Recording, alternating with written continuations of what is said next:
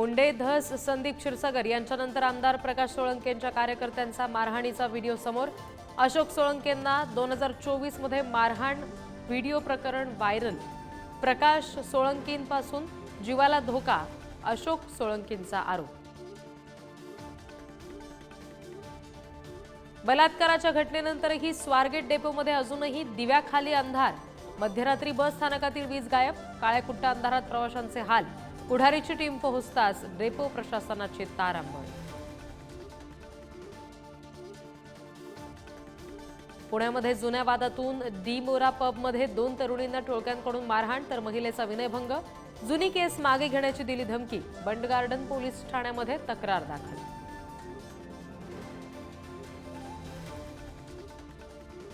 बीडमधील अमानुष मारहाण प्रकरणातील आरोपी सतीश भोसले 5 दिवसांनंतरही फरार।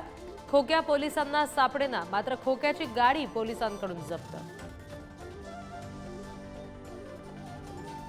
प्रशांत कोरटकरच्या अंतरिम जामिनाविरोधात राज्य सरकारच्या याचिकेवर आज हायकोर्टात सुनावणी। कोल्हापुरातील गुन्ह्यामध्ये अंतरिम जामीन, मात्र नागपूरच्या प्रकरणात कोरटकर फरार।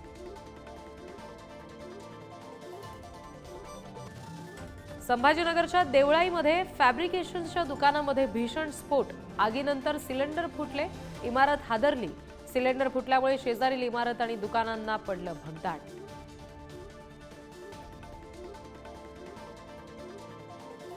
विधिमंडळाच्या दोन्ही सभागृहांमध्ये आज अर्थसंकल्पावर चर्चासत्र। विरोधक आक्रमक होण्याची शक्यता। सरकारनं लाडकी बहीण आणि शेतकऱ्यांना फसवल्याची विरोधकांची टीका। केंद्रीय निवडणूक आयोगाच्या कारभाराविरोधात इंडिया आघाडी आक्रमक। संसदेमध्ये आज गदारोळाची शक्यता। विरोधक मांडणार आक्रमक भूमिका।